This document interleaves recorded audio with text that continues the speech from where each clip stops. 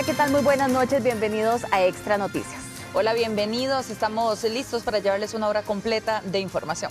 Iniciamos con las noticias. 2 adultos mayores murieron lamentablemente esta tarde cuando el vehículo en el que viajaban cayó a un río en la Virgen de Sarapiquí. Lamentablemente, las fuentes oficiales están confirmando que el accidente se debería de que el vehículo se precipitó por las malas condiciones de lastre en las que estaban viajando. Alberto Cuadra nos tiene los detalles. Alberto, adelante.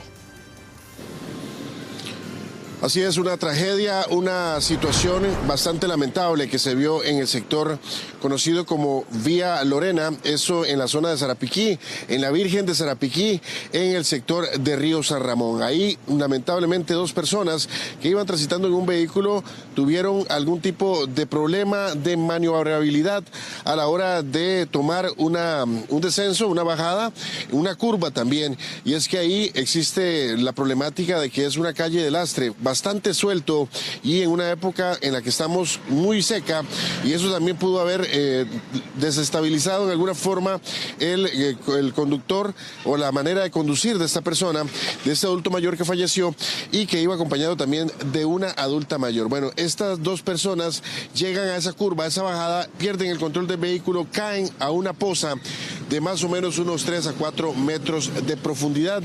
El vehículo cae, da vuelta y queda en posición con las llantas hacia arriba. Lamentablemente, pues nos indica uno de los rescatistas que llegó primero que también, pues al llegar a la escena, se dieron cuenta de que estas personas no pudieron soltarse de su cinturón de seguridad. Posiblemente el golpe y también la impresión y toda la situación que estaban viviendo, pues los dejó atrapados en su vehículo y fue ahí donde perdieron la vida. Estas 2 personas, el hombre de una edad más o menos de unos 84 años y la femenina también una adulta mayor de 78 años.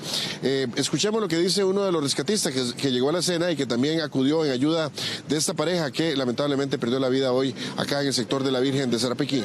Bueno, en el lugar camino hacia el sector de Tenimbina, en la Virgen de Sarapiquí, en el puente del río San Ramón, se presenta una precipitación de un vehículo liviano. En el lugar, al abordaje, se determina que hay 2 personas adultas mayores. Se hace la liberación de los mismos y se declaran fallecidos. Este reporte se dio a eso de las 3 de la tarde en la zona conocida como la Virgen de Sarapiquí, en el río San Ramón. Ahí es donde acudieron también Cruz Roja junto con bomberos para realizar la búsqueda de otras personas que pues al principio se estaba hablando de que posiblemente había más víctimas. Por dicha pues no fue así y pues el saldo pues lamentable sigue siendo de 2 víctimas, estas 2 personas que pues quedaron atrapadas dentro de su vehículo. Escuchemos lo que dice Ricardo Arias, él es vocero de la Cruz Roja con respecto a este suceso. La Cruz Roja costarricense fue despachada para atender una emergencia en la Virgen de Sarapiquí, propiamente en el lugar conocido como Villa Lorena. En el lugar encontramos un vehículo en el cauce de un río y dentro 2 personas, un hombre y una mujer de 84 y 78 años respectivamente, los mismos sin signos vitales dentro del vehículo. Para su liberación fue necesario aplicar técnicas de rescate acuático. Las autoridades judiciales se hacen cargo ahora de esta escena. Bueno, un mes de marzo con una cantidad importante en muertes de tránsito, muertes de accidentes de tránsito, mucha gente que ha fallecido en volconazos, en la caída de guindos y también como vemos inclusive a este tipo de pozas donde por supuesto tiene que ver mucho lo que es el camino y también pues las condiciones que en ese momento pues se enfrentaba este conductor adulto mayor. Esta es la información que les tenemos desde Sarapiquí, un informe de Alberto Cuadra para Extra Noticias. Gracias, Alberto, por este reporte. Bueno, y seguimos con más porque un motociclista fue multado con más de 1 millón de colones luego de intentar huir de un retén policial. Y es que incluso por varios minutos manejó contravía por la ruta 27 y también por circunvalación. El motociclista vio la presencia policial y de inmediato giró hacia la ruta 27, pero en contravía. El oficial se percata e inicia el seguimiento por el espaldón.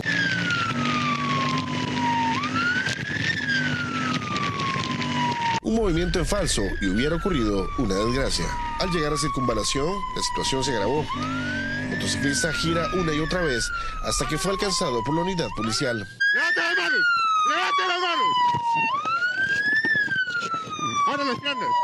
Es ahí que se detuvo y se le impuso varias multas que superaron el 1.200.000 colones. Nos encontrábamos ejerciendo un control vehicular en una de las salidas de Escazú hacia San José. En un momento dado, un motociclista, al observar la presencia policial y antes de ingresar al retén, gira en U y se evade de la acción policial. Por lo que uno de nuestros motorizados se da a la tarea de seguirlo, seguimiento que incluye parte de la ruta 27 y también parte de la circunvalación a Atillo. Por eso es que a la hora en que este motorizado se va de la presencia policial, pues nos llama poderosamente la atención, tenemos un indicio en ese sentido para darle seguimiento y finalmente pues logramos su detención. El sujeto contaba con amplios antecedentes delictivos. Tras el hecho, se le decomisó la moto y fue presentado ante el Ministerio Público. Y la mañana de este martes se registró un grave accidente que dejó 2 personas menores de edad y un adulto mayor heridos. El hecho ocurrió en San Rafael, abajo de Desamparados, cuando un motociclista perdió el control de su vehículo y chocó contra las personas que se bajaban de un carro. Tras el hecho, el motociclista involucrado se dio a la fuga, por lo que piden información para poder identificarlo. Tanto los menores como el adulto mayor fueron trasladados para su valoración a un centro médico. Y la Fiscalía de Limón informó que solicitará medidas cautelares para los 2 sujetos detenidos tras el tiroteo el domingo anterior en Playa Bonita. Los acusados son de apellidos Zúñiga, Chavarría y Aragón Obando, sospechosos de 10 tentativas de homicidios, la mitad, según el ente acusador, en perjuicio de miembros de los policías. Se informó también que la audiencia se debe agendar por parte del juzgado penal de la zona. A los sujetos además se les investiga por posibles actividades con armas prohibidas, como la aportación y el acopio, resistencia agravada, daños y asociación ilícita. Y los cruzrojistas del Comité Central de Cartago, escuche bien, no pudieron salir a atender una emergencia porque un vehículo estaba estacionado frente a la salida. La policía municipal le quitó las placas a este vehículo y el conductor tendrá que pagar una multa de casi 61.000 colones. Está la unidad de rescate encerrada, porque no hay salida. Por aproximadamente hora y media estuvo el vehículo estacionado frente al Comité de Cruz Roja en Cartago Centro. Unidad de soporte afuera. No solo una de las unidades quedó sin salir a una emergencia, sino que otra ambulancia que regresaba fue parqueada fuera de la estación. Casos como estos definitivamente dan al traste con la atención de emergencias. Nuestro comité auxiliar en Cartago se vio imposibilitado a raíz de que un vehículo se estacionó a las afueras de nuestro comité. La situación permaneció así por al menos hora y 30 minutos.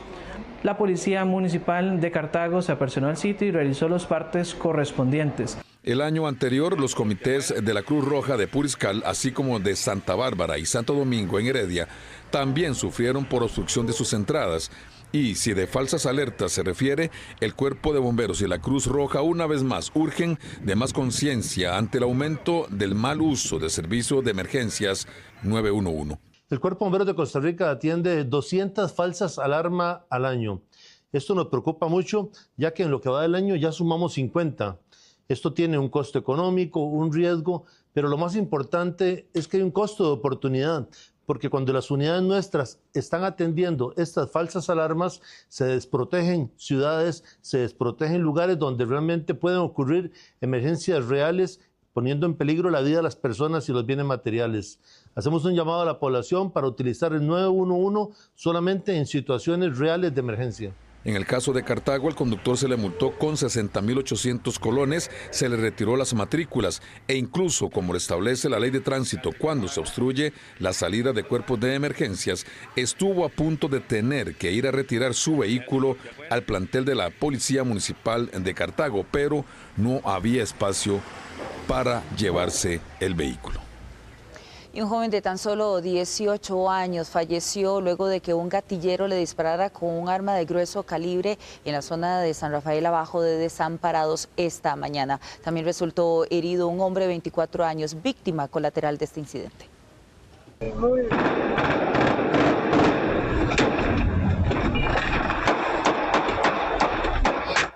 Fue de esta forma como gatilleros dispararon contra el conductor de un vehículo de apellido Córdoba, quien transitaba por la vía principal de San Rafael abajo de Desamparados este martes por la mañana. A raíz de la situación, una pareja que pasaba también por el lugar en carro, quienes acababan de dejar a su hija en la escuela, tuvieron daños en su automotor. Y en ese momento percibo en el retrovisor derecho que viene un carro tratando de huir, entonces tiro el volante hacia la izquierda para tratar de esquivar el carro, y en ese momento el carro de atrás lo comienzan a agarrar a balazos. Demasiados impactos y uno de esos me pega en el parabrisas trasero. Gracias a Dios que ya la bebé no estaba con nosotros, pero minutos antes lo hubiera estado. A Córdoba lo trasladaron delicado a un centro médico donde minutos después de su ingreso falleció. A otro joven de 24 años de apellido Acosta y quien pasaba por el sitio caminando, también lo trasladaron debido a una bala perdida que recibió en su cuerpo. Los gatilleros dispararon con un arma de grueso calibre. Estamos en coordinación a nivel internacional para afectar el flujo de armas, así como se afecta el flujo de drogas. Y en este momento hay algunas operaciones policiales en curso que esperamos resultados, aunque no se logre la detención en Costa Rica, pero sí afectar la llegada de ese armamento a nuestro país. Para la víctima colateral hace falta más trabajo. Mucha preocupación por lo que está pasando en Costa Rica y el gobierno cree que no hay un problema cuando sí lo hay y no hacen nada. ¿Y cómo es posible que a plena luz del día pasen estas situaciones? Que al final es un susto enorme, gracias a Dios la integridad está bien, pero lo que es la parte emocional pues queda bastante lastimada. Y ahora vemos un motorizado todo encapuchado, y vamos a tener una alerta de que nos puede pasar algo cuando nosotros no tenemos ninguna situación con ellos. Las autoridades recolectaron la evidencia en el sitio y la trasladaron al complejo de ciencias forenses. Y un custodio que en su tiempo libre trabaja como conductor de una plataforma de transporte digital acabó con la vida de 2 hombres. Y una tercera persona fue trasladada en condición grave al hospital. Aparentemente este custodio lo que intentaba repeler era un intento de asalto. El conductor de un servicio de plataforma de transporte, quien es custodio certificado, disparó contra 3 sujetos que intentaron asaltarlo la madrugada de este martes en Pavas. De acuerdo con el relato de testigos, la víctima de apellido Henao llegó a Villa Esperanza para recoger a quien solicitó el viaje, momento en que los presuntos asaltantes ingresaron a su vehículo y lo encañonaron con arma de fuego. El hombre de 33 años forcejeó con estas personas y detonó su arma dentro del automotor, dejándolos heridos, instante en que los sospechosos intentaron huir, pero Henao se bajó y volvió a disparar contra ellos. Ruiz Badilla y Mena Caballero, de 24 y 29 años respectivamente, murieron en el sitio, mientras que a otro joven de 19 años de apellidos Mena Caballero lo trasladaron delicado al Hospital San Juan de Dios. De inmediato acudimos con nuestros recursos y abordamos a un hombre adulto, el cual se traslada en condición crítica al centro médico. Además se abordan 2 hombres más sin signos vitales en el sitio. La escena quedó a cargo de las autoridades judiciales. Las autoridades detuvieron al conductor, quien está a la espera de la indagatoria. Y en este sentido, pues, tenemos claro y evidente que el custodio está defendiendo tanto el ataque que está recibiendo como está repeliendo este ataque. Y en ese sentido, pues, la normativa le permite actuar en estas circunstancias y sí tiene que afrontar el debido proceso, pero al final los jueces van a determinar que actuó en legítima defensa. Debido a los disparos dentro del carro, este quedó con orificios en una de las ventanas. En el intento de escapatoria, uno de los sospechosos dejó los zapatos botados en la vía pública.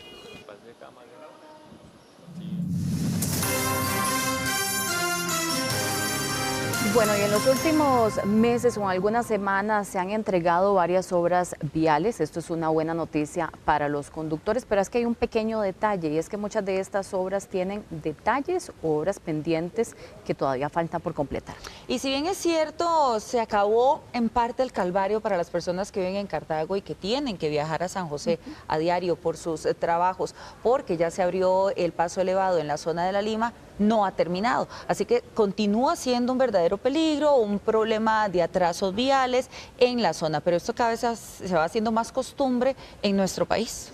Así es, lamentablemente son muchísimas obras, lo mencionaba Nati muy bien usted, en Cartago, pero también lo hemos visto en Circunvalación Norte, donde en Cartago por lo menos van viendo la luz un poco los conductores de las condiciones tan lamentables que hay en esa zona, pero todavía faltan muchos detalles por concluir y esta es una situación que además se repite constantemente cuando vemos estas inauguraciones. Y nos ponemos a pensar cuántas más vamos a tener que esperar. Ayer estábamos dando la noticia de que los cambios en Caldera se van a trazar 18 meses más. ¿Será que el Poder Ejecutivo va a inaugurarlo pronto? También, igual, a medias. Y además la duda que hay es que si es necesario realmente hacer la apertura, hacer la inauguración, abrirlo a los conductores si todavía no está terminado. Trabajos con cimarrona, pero sin demarcaciones. Obras con bailes, pero sin aceras. Esa ha sido la constante en la inauguración de distintas obras públicas anunciadas por el Poder Ejecutivo. Si bien es cierto, se aprovechan las vías como paliativo al caos vial, las presas siguen, pero ¿se sienten seguros los costarricenses cuando se aperturan dichas obras? No, realmente no. Estaría de acuerdo si se concluyen. Sí. ¿Siente seguridad al transitar por estos tramos, por así decirlo, cuando aún están sin concluir? No, cero seguridad, la verdad, porque a veces dejan las separaciones de vías o demás en media calle y los tránsitos les pasan por encima. A veces sí, confusión en los vehículos y demás. Sí, ni sin palabras, ¿verdad? ¿Cómo van a decir algo que no está? Ay, no me parece. ¿Lo ves seguro, tal vez para transitar, tal vez cuando faltan aceras y demarcación? No, obviamente no. Y es que si bien la obra pública busca disminuir las presas en carretera, es fundamental contar con la totalidad de la obra para el tránsito adecuado de todas las partes. El señalamiento vial es muy importante, no solo a la hora de la inauguración, sino en todo momento. Es parte del mantenimiento de la vía, es lo que garantiza la seguridad de la vida de las personas que están usando las vías.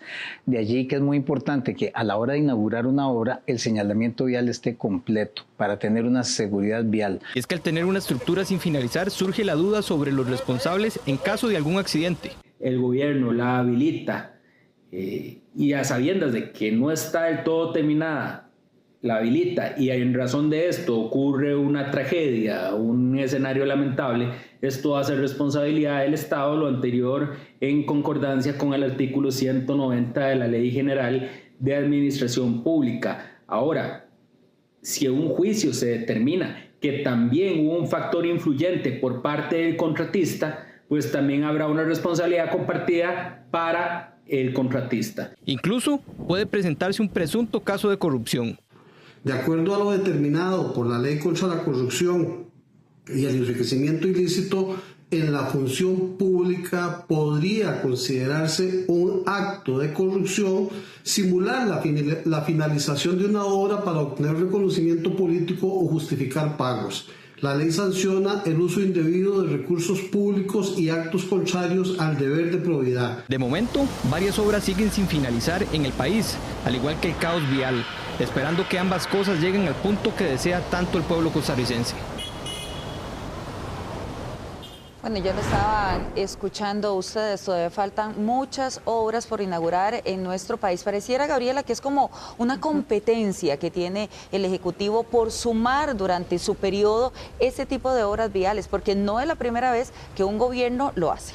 Así es, eso se ha repetido generalmente en estos periodos preelectorales durante muchos años por entregar estas obras, porque los costarricenses vean estas obras concluidas, porque además sabemos la desesperación que hay en carretera, claro, por las presas, por los congestionamientos, por todo lo que esto genera. Pero entonces ahí salta la duda, la inseguridad, y ya lo decían los conductores, como lo veíamos en la nota, que les da al pasar por estas obras y que todavía se ven visiblemente muchas cosas inconclusas. Totalmente, y es que el tema de la señalización, lo estaba diciendo el ingeniero, es un tema de seguridad, es una lógica que se necesita para una vía nueva, porque si no el conductor primero no sabe por dónde va, dónde están las restricciones que tiene que medir y se va a encontrar con carriles que ni siquiera existen sin saberlo por una falta de señalización con tal de correr y poder inaugurar este tipo de carreteras. Así es, pero vamos a ver lo que dicen las autoridades del Ministerio de Obras Públicas y Transportes y también del CONAVI con respecto a la justificación que dan para realizar la inauguración de estas obras.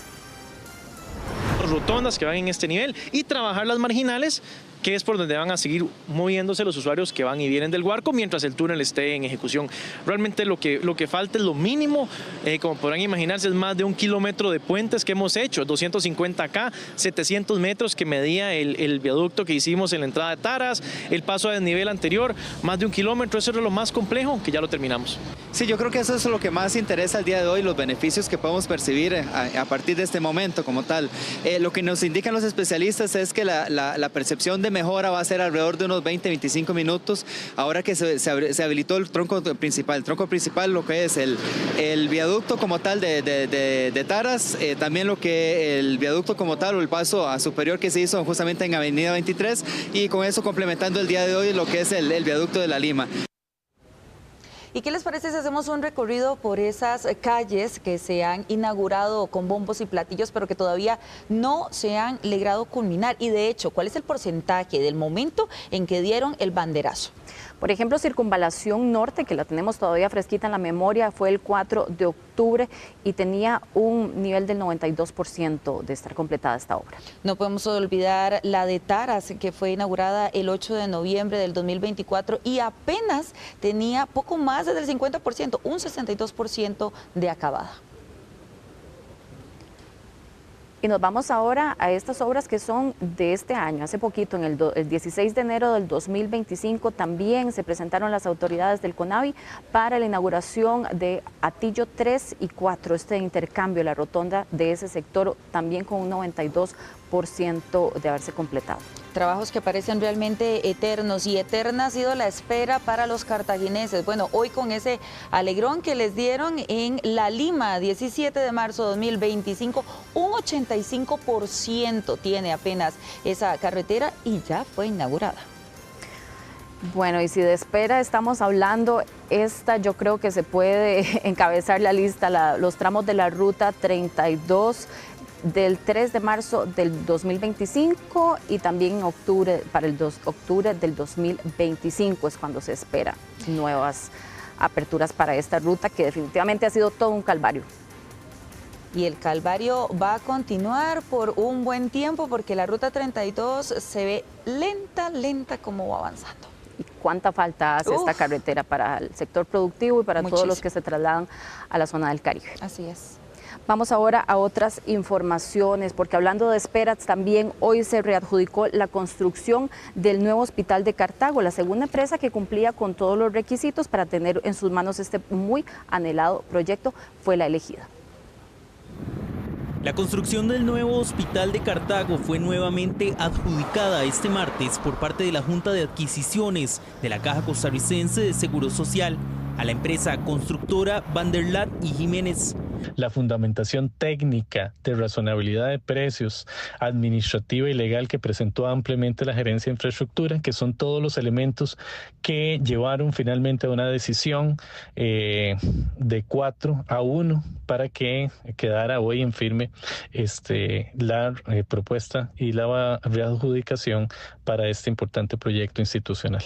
Esto se da luego de que en mayo del 2024 la construcción del Hospital de Cartago haya sido adjudicada a la empresa promotora y desarrolladora Mexicana S.A., pero 3 meses después esta desistiera del contrato, alegando un aparente mal clima político para desarrollar el proyecto. Ante esto, la empresa hoy adjudicada fue la siguiente de las participantes en el cartel de licitación, que cumplió con todos los requisitos. Después de una amplia discusión de la Junta de Adquisiciones y de una exposición técnica, y ellos muy responsablemente apegados a todos los criterios técnicos, dieron la adjudicación. Creo que eso es una gran noticia para todos los cartagineses. Según el cronograma de la Dirección de Infraestructura e Ingeniería de la Caja, se espera que en 49 meses a partir del inicio del contrato con la empresa se logre culminar el nuevo centro hospitalario, proyecto que tendrá un valor de $398.900.000. Contará con 434 camas, 10 quirófanos, incorporación de nuevos servicios médicos como bloque quirúrgico, hemodinamia, centro de esterilización e incluso área de salud mental, teleconsulta y cirugía ambulatoria, entre otras. Bueno, y estas son muy buenas noticias porque más de 6.000 pacientes anticoagulados reciben una mejor atención gracias a un sistema innovador único en Costa Rica y Centroamérica que permite obtener resultados más rápidos y precisos, lo que reduce tiempo de espera y riesgos en tratamientos médicos y cirugías. La implementación de esta tecnología permite hacer más de 18.000 estudios al mes en el Hospital San Juan de Dios, incluyendo pruebas esenciales, y también reduce la manipulación de muestras por parte del personal, lo que mejora la eficiencia en el proceso. Este avance no solo beneficia a los pacientes que requieren monitoreo constante de su tratamiento anticoagulante, sino que también mejora el acceso a pruebas especializadas para usuarios de otros centros de salud. La solución Hemocell vino a mejorar considerablemente los tiempos de respuesta en las pruebas de coagulación que se realizan en el laboratorio clínico, brindando trazabilidad a los procesos y estandarizando la parte preanalítica de los mismos. Además, disminuye la manipulación por parte del personal, liberándolos para otras funciones. La ventaja con todo esto es que se agiliza los tiempos de respuesta para la atención y valoración de los pacientes que requieren estas pruebas. Nati, ¿no se le antoja a usted como comprar carro nuevo o cambiar carro más o menos en esta época? Tengo tiempito de estar haciendo números, Gaby, yo creo que ya llegó el momento. Bueno, este es un momento en el que muchas personas están justamente hablando de eso porque mañana empieza la Expo Móvil y existen consejos muy importantes, eso sí que usted tiene que tomar en cuenta si está pensando en cambiar de carro. Por supuesto, porque son muchísimas las opciones, así que hay que hacer una escogencia inteligente y para eso necesitamos información clara. Gustavo Castro está en la sala de redacción y nos tiene más información. Gustavo, adelante. Y es que además de comprar un vehículo, la mayoría de los compradores adquiere también una responsabilidad financiera bastante importante. Es por eso que un financiamiento sano puede traerle lo que es evitar inconvenientes económicos a futuro. Será este jueves cuando inicie la Expo Móvil 2025. ¿Valora usted adquirir un vehículo? Hay consejos clave que podrían ayudarle a cumplir dicho objetivo. Establezca un plan de ahorro. Por medio de una cuenta con sobres, usted puede direccionar sus necesidades y sus sueños. Por ejemplo, un sobre para todo lo que es la prima del vehículo, un sobre para el ahorro del marchamo, un sobre para el ahorro de los mantenimientos. Siga la regla 50-30-20 para gestionar su presupuesto, donde el 50% puede ser utilizado para sus necesidades básicas. El 30% para ocio, como ir al cine, ir a comer afuera, y un 20% para el ahorro. De esta manera va generando una cultura de ahorro que le va a permitir tener un monto para aportar a la compra de vehículos y no tener que financiarse el 100%. Busque opciones que le aporten ingresos extra, sea por medio de un emprendimiento, por medio de ventas por internet, entre otros. Valore vender su vehículo si desea cambiarlo por un modelo más reciente. Maneje la idea de poder venderlo. Esto tiene que hacerlo con tiempo porque va a demorar, va a depender del modelo y del monto que está cobrando por el mismo. Complemente su plan de ahorro con un financiamiento. Pues una vez que tiene su parte de ahorro prima, se puede financiarse adicional, con excelentes condiciones. Una vez que decidió comprar, ¿la deuda en dólares o en colones? Lo más frecuente es que se diga o se considere que lo más conveniente es financiar la compra mediante crédito en dólares, puesto que las tasas de interés en dólares son más bajas. Esto es cierto, pero también hay que tener en cuenta que la moneda se podría devaluar y eso incrementaría los pagos en el futuro. Analice si su compra es necesaria o emocional.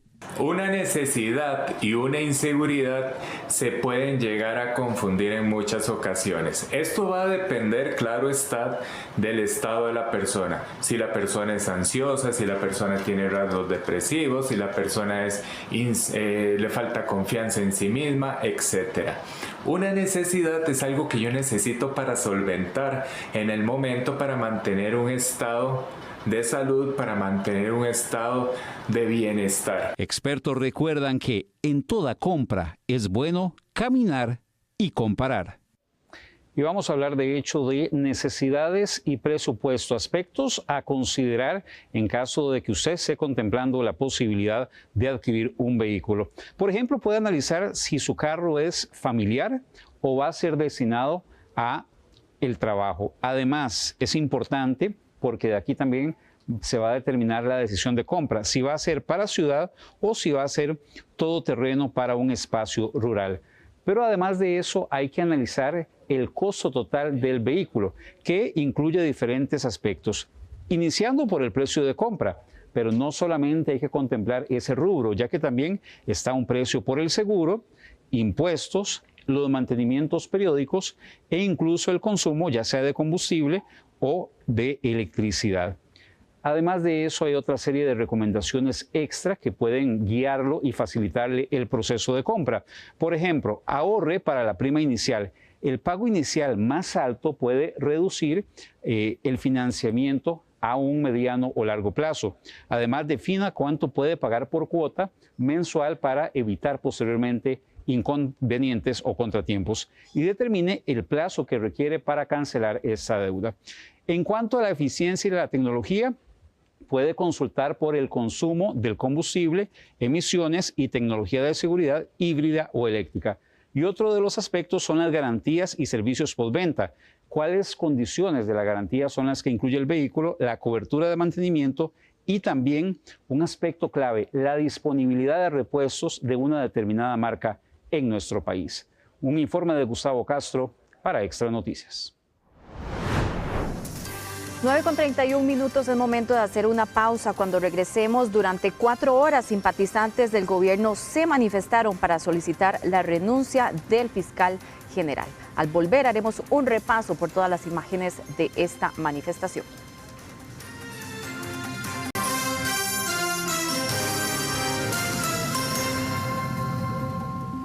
Bueno, hoy se dio mucho movimiento en el corazón de San José debido a la marcha que se hizo un llamado para que se realizara contra el fiscal general de la República. Así es, y tal y como habíamos adelantado ayer, había muchísima expectativa y el que le dio el seguimiento a la cobertura de esta actividad fue Rolando Rivera, que está aquí con nosotros. ¿Qué tal, Gabriela? ¿Qué tal, Natalia? Buenas noches. Pues sí, hoy una actividad en donde se apoyó al gobierno, se pedía la renuncia del fiscal general. Y como tuvimos también la oportunidad de hablar con algunos analistas políticos, es un debate que no va a tener ningún resultado. Al final de cuentas, ninguna de las dos partes va a desistir de su cargo y vamos a tener que continuar con esta relación conflictiva entre los poderes de la República. Pero entonces, ¿qué les parece si vemos la información y vamos a retratar un poco de cómo transcurrieron esas 4 horas desde que inició en el Poder Judicial la marcha y el desplazamiento hasta la Fiscalía General de la República?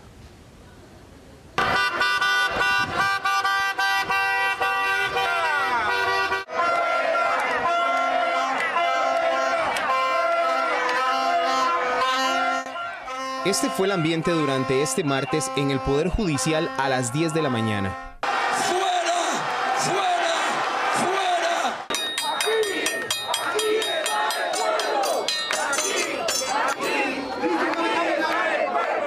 Poco a poco los simpatizantes del gobierno comenzaron a reunirse para pedir la renuncia del fiscal general de la República, Carlos Díaz.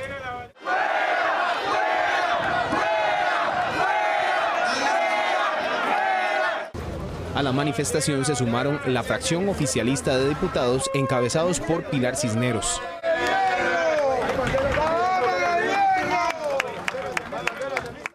Minutos después, en este autobús llegaron los ministros del Poder Ejecutivo.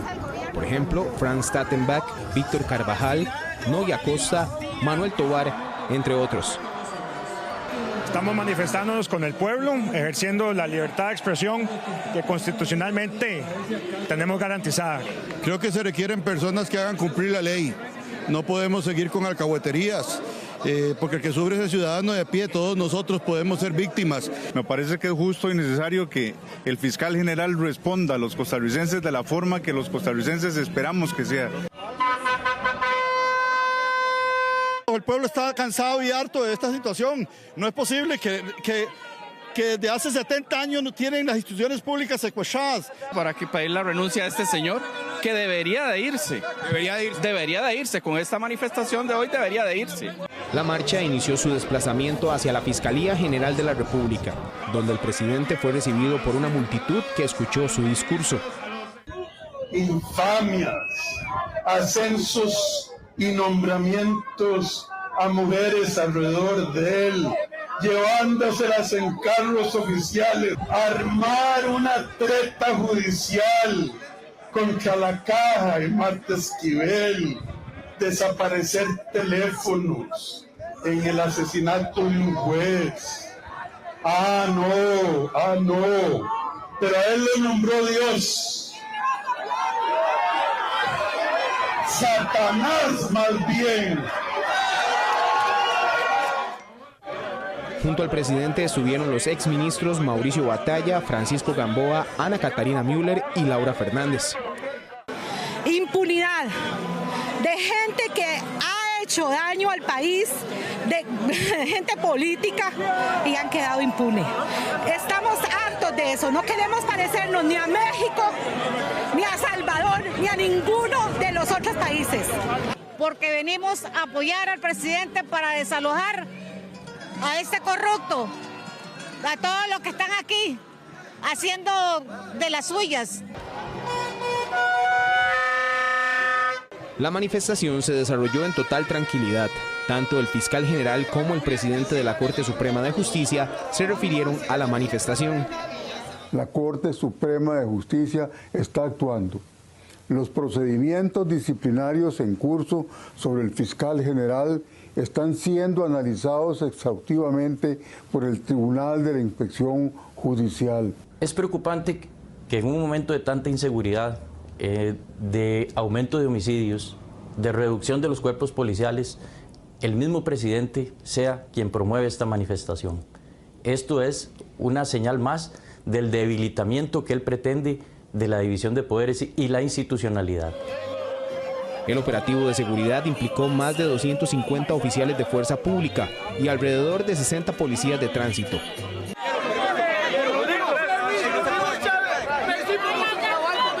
Así, tuvo que salir resguardado el presidente al finalizar la actividad, debido a la gran cantidad de manifestantes que buscaron al menos cruzar una mirada con el mandatario. Bueno, y es que, si bien es cierto, se ha tratado de ocultar, pero ya prácticamente esto es una campaña política. Hoy ver la forma en cómo los ministros descienden del autobús, cómo son aclamados por las personas que están ahí, el ver la forma en cómo tiene que ser resguardado también el presidente de la República. Bueno, ya esto es un movimiento que genera, por supuesto, pensamiento hacia la próxima elección. Y es que la marcha tenía un motivo, una causa, por decirlo así, pero ahí vimos muchísimos matices y sin duda en el momento en el que estamos saltan a la luz muchas señales políticas además.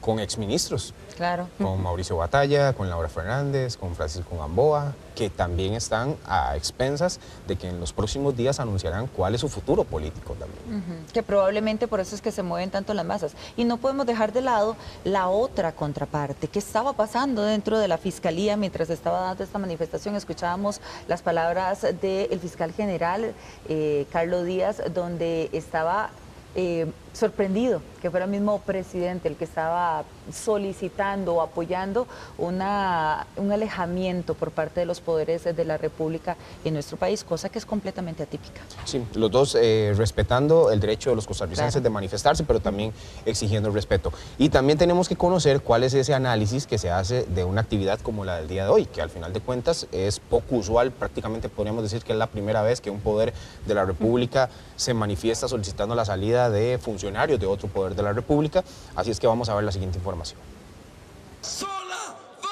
Si bien el analista político Mario Quiroz considera que la marcha de este martes no fue multitudinaria, sí valora el manejo del discurso del presidente Rodrigo Chávez, quien, según él, encontró una base para ganar seguidores exponiendo las irregularidades en el Poder Judicial. Más allá de la asistencia, la otra arena de disputa es la narrativa.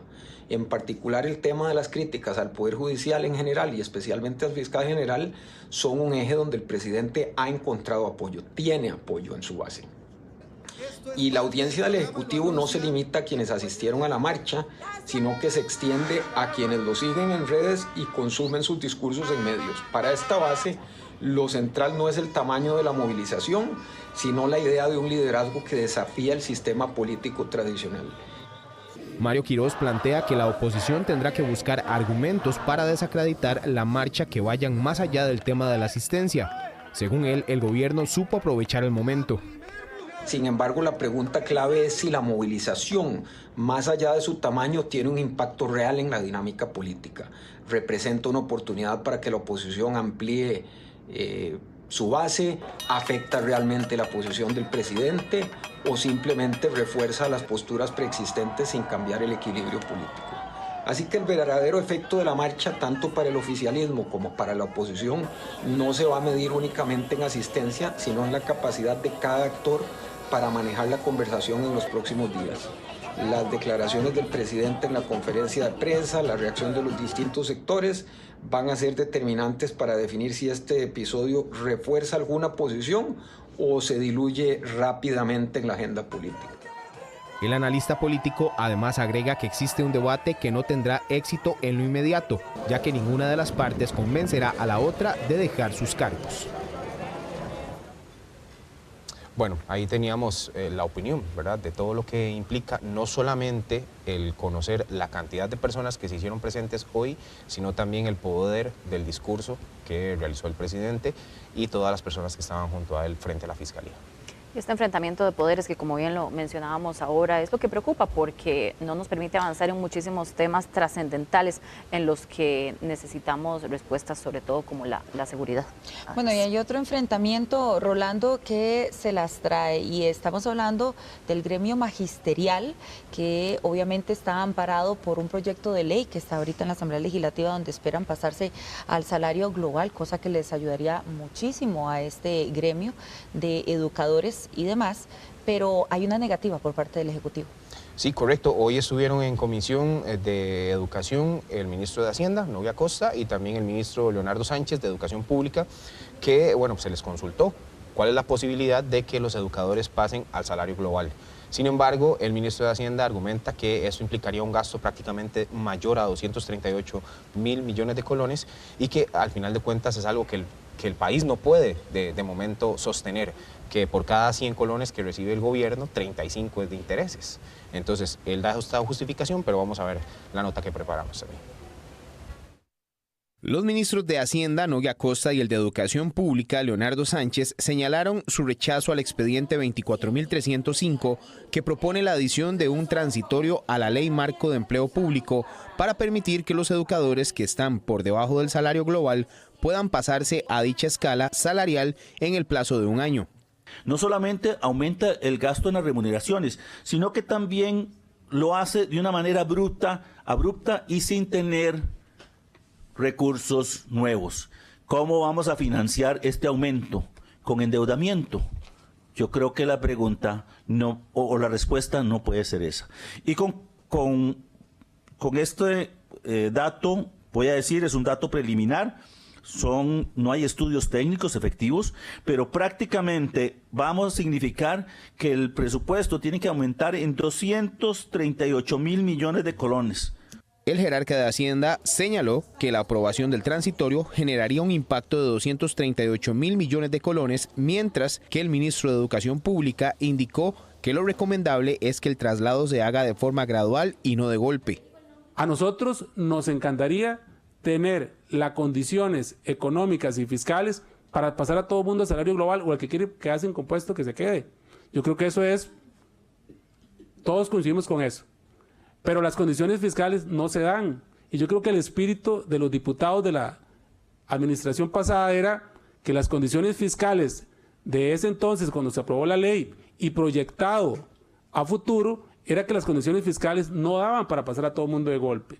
Por eso la ley es clarísima, y la ley dice que debe darse un traslado de manera ordenado y paulatino, año con año, de manera natural. Los legisladores aducen falta de planificación y previsión de los recursos para garantizar la aplicación de la Ley de Empleo Público. El proyecto continúa en análisis por parte de la Comisión Especial de Educación.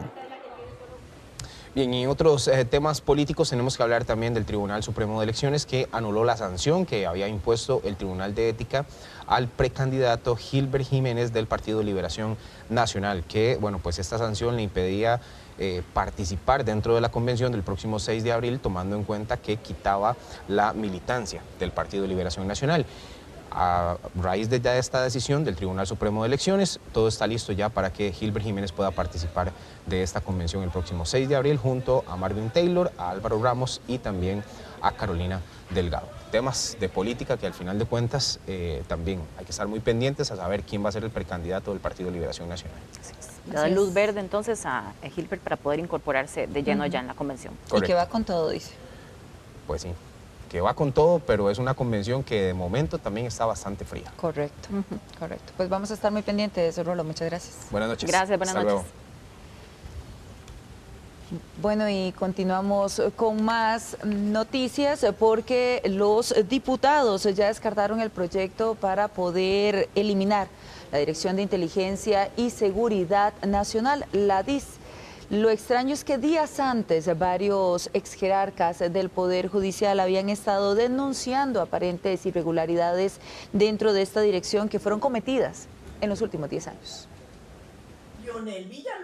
Los diputados descartaron el proyecto que buscaba eliminar la Dirección de Inteligencia y Seguridad del país. Tomando en consideración que es una dependencia especializada en manejo de información y es punto de contacto a su vez con otras policías internacionales como Interpol, Europol y muchas otras más. Esta iniciativa había sido impulsada por la fracción del Frente Amplio, quienes, incluso tras escuchar a exjerarcas del Poder Judicial, evidenciaron cómo años atrás este órgano había sido vinculado con aparente uso de información confidencial e incluso supuestas llamadas telefónicas para fines políticos.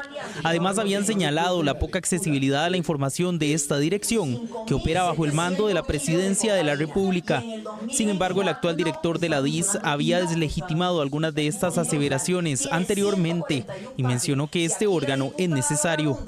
En un país como el nuestro, donde no se cuenta con un ejército para defender la soberanía y las amenazas a la seguridad nacional, el servicio de inteligencia de Estado se torna realmente indispensable. La DIS, con una trayectoria de más de 60 años y con un gran reconocimiento internacional, continuará brindando el servicio público. El proyecto no fue una novedad. En administraciones anteriores, otros grupos de diputados habían propuesto desaparecer esta organización por las aparentes implicaciones políticas y en materia de manejo de información. Eso es. Hay tregua por la CELE, yo creo que es Hasta aquí llegamos entonces. Muchísimas gracias por su compañía. Muy buenas noches, nos vemos mañana.